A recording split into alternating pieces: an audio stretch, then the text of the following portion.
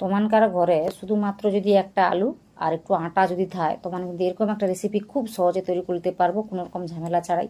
তো ভীষণই মুচমুচে হয়, আশা করি তোমানকার ভালো লাগবে। যদি ভালো লাগে তাহলে আমার ভিডিওতে লাইক দিতে ভুলবো নি, নতুন কেউ হয়ে থাকলে অবশ্যই আমার চ্যানেলটাকে সাবস্ক্রাইব করে নেবো।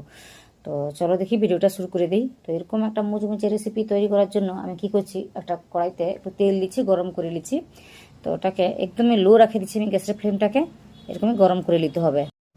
গরম করে নেবার পর 1 চামচের মতো আমি জিরা দিছি। তো জিরাটা একটু ভাজা ভাজা হইতে আমি এখানটা 1 কাপের মতো জল দিছি।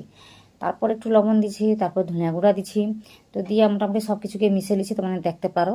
তো দেওয়ার পর আমি এখানটা যে আলু আগে কী করছি, একটাই আলু লিছি, ওটাকে আমি একটু ঝাঁঝরি করে কাটে লিছলি। তো গ্রেট করে নিলেও হবে, তো আমি গ্রেট করে লিছলি, আমি কাটিনি, গ্রেট করে লিছি। তো এটাকে দিয়ে দিছি। তো ওটাকে ঝাঁঝরি করার সময় একটু জলের মধ্যে ঝাঁঝরি করে নিলে দেখবো যে এটা কালো পড়বে না। তো গ্রেট করে নেবে আলু দেওয়ার পর একটু গরম হইতে আমি একটু লঙ্কা গুঁড়া দিচ্ছি। এটা কিন্তু তেলের উপরে দিলে ভালো হতো, তো এখন দিচ্ছি, কোনো অসুবিধা নেই, পরে কিন্তু সব কিছু ভাজাও হবে। তো তারপর কী করছি, ওটা একটু ফুটিতে তারপর ওই 1 কাপের মতো আটা দিছি। তো আটাটাকে দিয়া আমি ওই হালকা আঁচে বা মাঝারি আঁচে সব কিছুকে ভালো করে মিশে নেবো। হাই ফ্লেম করতে গেলে তাড়াতাড়ি কিন্তু জিনিসটা ঘন হয়ে যাবে, ভালো করে সিদ্ধ হবে না আর নিচে লাগে যাবে। তো এখানটা মিডিয়াম রাখি দিয়ে কিন্তু কাজটা করতে হবে, তোমরা দেখতে পারো কীরকম করে।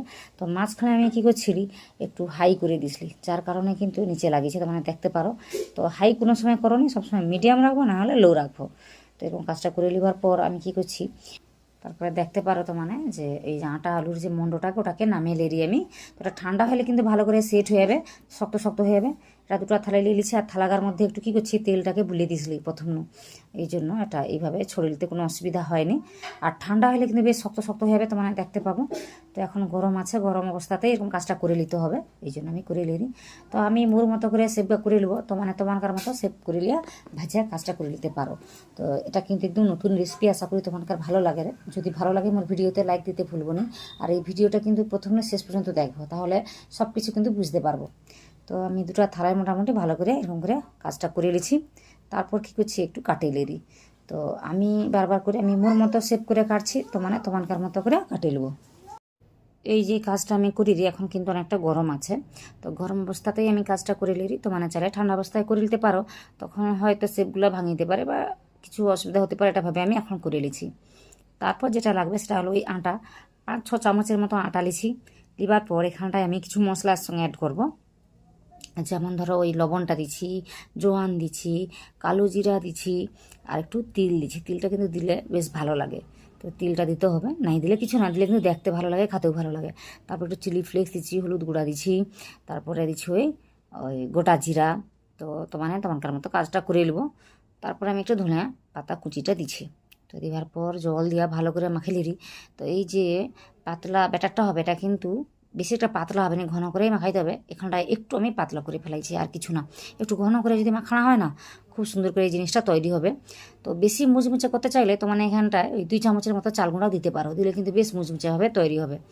তো দেখো দেখি কী সুন্দর করে তৈরি করে নিচ্ছি। তো এখানটা সময় নেবার কোনো দরকার নেই, ওই যে সেভ করে রাখছি আগে থেকে। তো এইগুলো একটু দেখে নিই কী অবস্থায় আছে। তো দেখো দেখি কী সুন্দর সেট হয়েছে, ঠান্ডা হইতে নো।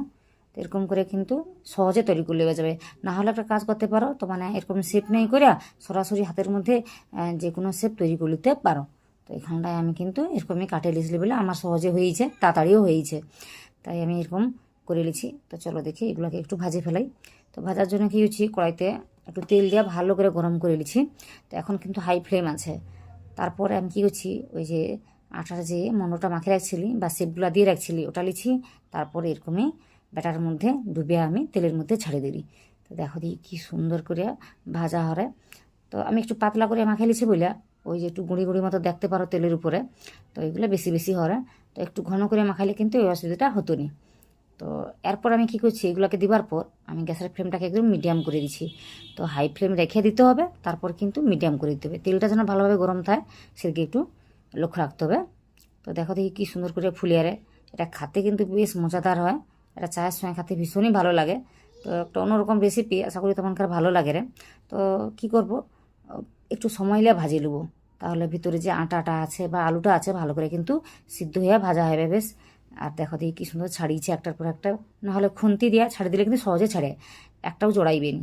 তো দেখতে পারো কী সুন্দর করে আমি ভাজিয়ে লিছি। তো চলো দেখি আরও কিছু এইগুলাকে ভাজা তোমার কাকে দেখাই। তো দেখো দেখি শুধুমাত্র আলু দিয়া যে এরকমই রেসিপি হয় বা আটা দিয়া, সেটা কি আগে তো মানে জানতো, তো জানো নি। আর যদি নেই জানাই থাও মোর ভিডিও দেখেলো, মোর ভিডিও দেখলে কিন্তু অনেক কিছু জানতে পারবো। তো এই ভিডিও শুধু না, অনেক ভিডিও মোর চ্যানেলে আছে, এগুলো কিন্তু দেখে নিতে পারো। দেখে নিলে অনেক কিছু তো মানে জানতে পারবো। তো অনেক নতুন নতুন রেসিপি আমি নিয়ে আসবো। তো সেগুলো দেখার জন্য কিন্তু মোর চ্যানেলটাকে সাবস্ক্রাইব করে নিতে হবে। আর এই যে ভিডিওটা আজ দেখো, এই যে রেসিপিটা আজ দেখো, এটা কিন্তু কীরকম লাগছে সেটা কিন্তু মোর কমেন্টে জানাইতে হবে, আর লাইক দেওয়া আমাকে সাপোর্ট করতে হবে। তো এই কাজগুলো করো, অনুরোধ মোর। আমি কিন্তু এখানটায় কোনো রকম ইনো বা সোডা কিচ্ছু দেইনি, তোমার তো দেখতে পাচ্ছ। তো তাও কিন্তু এত সুন্দর রেসিপি তৈরি হয়। কিন্তু এটা বেশিক্ষণ মুচমুচে থাকবেনি, যেহেতু আমি সোডাও দেইনি, কোনো রকম চাল গুঁড়ি দিইনি, কিছু দিইনি। তো 1 ঘন্টার মতো কিন্তু মুচমুচে থাকবে। তো আশা করি আজকের এই মুচমুচি রেসিপিটি আপনাদের ভালো লেগেছে। যদি ভালো লাগে তাহলে আমার ভিডিওতে একটা লাইক দেবেন। নতুন কেউ হয়ে থাকলে অবশ্যই আমার চ্যানেলটিকে সাবস্ক্রাইব করে নেবেন। তো এইভাবে আমার পাশে থাকবেন। অবশ্যই একটা কমেন্ট করে জানাবেন এই রেসিপিটি কেমন হয়েছে। সাথে সাথে জানাবেন আমার ভাষাটি কেমন লাগে। তো আমি আমার ভাষাকে ভীষণই ভালোবাসি, সেই জন্য আমি এইভাবে কথা বলতে পারি, ভিডিও বানাতে পারি। তো অবশ্যই জানাবেন আমার ভাষাটি কেমন লাগে। আমার ভাষাতে আরও কিছু রান্নাবান্না এই চ্যানেলে রয়েছে, তো এগুলো কিন্তু দেখে নিতে পারেন। আশা করি আপনাদের ভালো লাগবে। তো আশা করি আজকের এই ভিডিওটি বা রেসিপিটি আপনারা প্রথম থেকে শেষ পর্যন্ত দেখে ফেলেছেন। আপনারা যারা দেখে ফেলেছেন, তো আপনাদের সবাইকে অনেক অনেক ধন্যবাদ।